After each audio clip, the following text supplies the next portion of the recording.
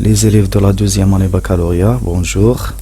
Dans cette nouvelle vidéo, on va corriger l'exercice numéro 4 de la série des exercices concernant le travail et la puissance. Donc l'exercice numéro 4, l'énoncé de cet exercice, considérant un treuil constitué d'une poulie P à deux gorges, donc il a deux gorges, de rayon R1 égale 10 cm et R2 égale 5 cm. En rotation autour d'un axe fixe passant par son centre d'inertie. Sur les deux gorges est enroulé deux fils inextensibles, on le sent, enroulé deux fils inextensibles et de masse négligeable. Chaque fil porte dans l'extrémité un solide. Le solide S1 de masse M1, 500 g, se déplace sur un plan incliné d'un angle alpha par rapport à l'horizontale. Le solide S2 de masse M2 se déplace verticalement en onde G égale 10 newtons par kilogramme. Donc la question 1, énoncer le principe d'inertie. Donc le principe d'inertie, dans un référentiel galiléen, le vecteur vitesse du centre d'inertie d'un corps pseudo-isolé ou isolé est constant, c'est-à-dire si la somme des forces extérieures égale un vecteur nul, alors le vecteur vitesse du centre d'inertie du solide est constant. Et l'inverse, donc un solide qui est en mouvement rectiligne uniforme, la somme des forces exercées est nulle. Si la somme des forces exercées sur un solide est nulle, ce solide peut être en équilibre ou son centre d'inertie en mouvement rectiligne uniforme. La question 2, on considère que les frottements sont négligeables. Calculer la valeur de la masse M2 pour que le système soit en équilibre. La valeur de la masse M2, donc appliquons la condition d'équilibre sur le solide S1. Donc le solide S1 est en mouvement de translation. Donc la deuxième condition d'équilibre, T1 plus P1 plus R égale un vecteur nul. La somme des forces exercées égale un vecteur nul. Donc les forces exercées, T1, la force exercée par le fil, R, perpendiculaire au plan incliné, car on a négligé les frottements, et le poids. Donc, pour déterminer T1, donc la projection sur un axe parallèle au plan incliné, nous donne T1x plus P1x plus Rx égale 0. Donc T1x, T est parallèle à l'axe, donc la projection de T1 c'est T1. R perpendiculaire à l'axe, la projection de R sur l'axe est 0. Et P, on va la décomposer, ce vecteur, on va le décomposer en deux parties, deux composantes. Donc la composante parallèle à l'axe OX a un sens opposé, donc Px égale moins. Et cette composante représente le côté opposé de l'angle alpha. Cet angle est alpha. Donc T1, la projection de T1 c'est T1, la projection de P1x c'est moins M1G sinus alpha, la projection de R c'est 0, donc égale 0.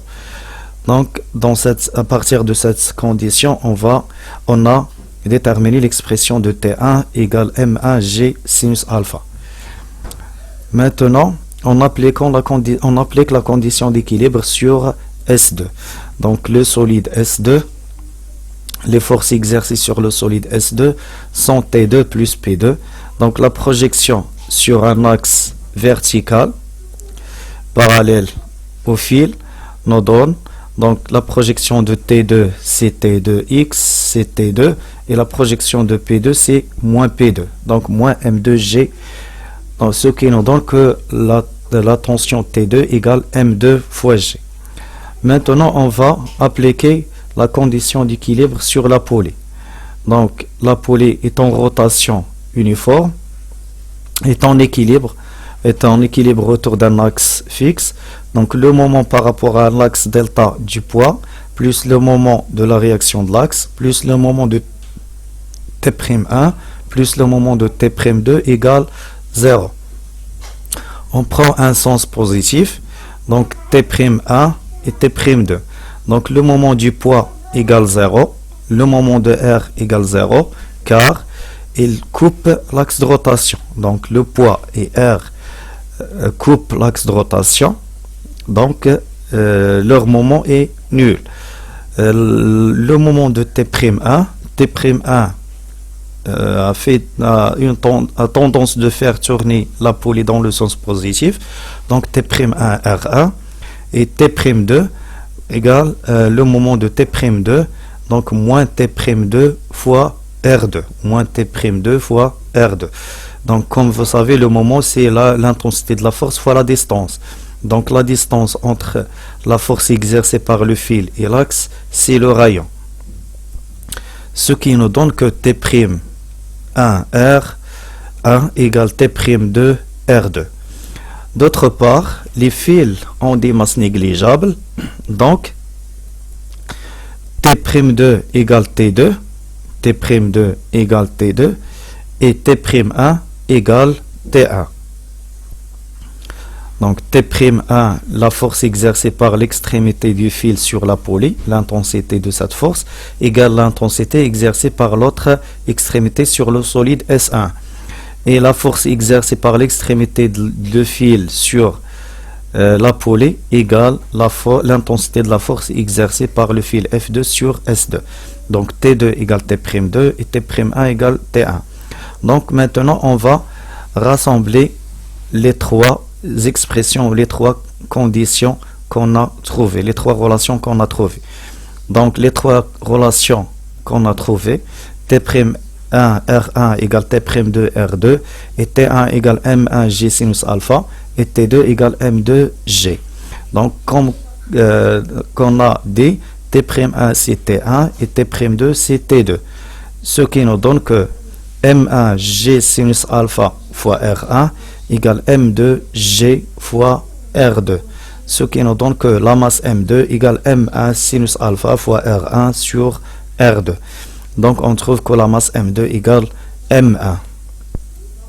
La question 3. Les frottements entre le solide S1 et le plan incliné sont équivalents à une force constante tangente d'intensité F égale 1 Newton et les frottements entre la poulie et l'axe sont équivalents à un couple de force de moment par rapport à l'axe delta MF égale moins 0,015 Newton fois mètre. Le solide S2 est lancé vers le bas avec une vitesse V reste constante. La question 3.1, calculer le travail de P1 quand la poulie a effectué des tours. Donc le travail du poids égale moins M1GH car le solide est montant. Donc le travail du poids égale moins mg fois la distance parcourue fois sinus alpha. Donc la distance parcourue par le solide S1, D1, c'est le rayon R1 fois delta θ. Le rayon R1 fois delta θ. Delta θ, c'est 10 tours, donc 10 fois 2P. Donc l'expression finale, le travail de poids égale moins mg fois 10 fois 2P fois R1 fois sinus alpha. La question 3.2, calculer le travail de la réaction du plan sur S1 pendant le même déplacement. Donc le travail de la force F, donc le travail de R égale le travail de la force de frottement égale moins F fois la distance parcourue. La distance parcourue est toujours le rayon fois delta θ. Delta θ 10 tours fois 2P. Donc le travail de R égale moins F fois 10 fois 2P fois R1. La question 3.3. Calculer l'intensité T1 de la tension du fil F1. Donc cette question 3.3 peut être déterminée à partir de la somme des travaux ou la somme des forces est nulle. Donc la somme des travaux des forces est nulle car le mouvement est rectiligne uniforme. Donc le travail de T1 plus le travail de P1 plus le travail de R égale 0. Donc le travail de T1 égale moins le travail du poids plus le travail de R. Le travail de T1 et la distance et le vecteur déplacement AB en même sens. Donc le travail de T1 c'est T1 fois la distance D1. Donc T1 fois la distance parcourue D1 égale moins le travail. Donc T1 égale moins la somme des deux travaux sur D1. Avec D1 c'est le rayon fois delta θ. Delta θ est 10 fois 2P. La question 3.4. Calculer la puissance du couple de frottement, sachant que la durée nécessaire pour que la poulie effectue du tour est delta t égale 2 secondes. Donc la puissance du couple de frottement, PF égale WF sur delta t. WF, c'est le moment de F fois delta θ. Dans le cas de la rotation, le travail, c'est le moment fois delta θ. Donc le moment delta θ, c'est 2P fois 10. Donc P, la puissance du couple de frottement, égale le moment du couple de frottement fois delta θ. Delta θ, c'est 2P fois 10 des tours sur delta t. La question 3.5. Calculer l'intensité T2 de l'action du fil F2 sur la poulie. Donc la valeur de l'intensité T2. Donc la somme des travaux des forces exercées sur la poulie est nulle, car le solide S1 est en mouvement rectiligne uniforme. La poulie, l'oméga de la poulie égale V2 sur R2. Donc oméga est constante, donc la poulie est en mouvement de rotation uniforme.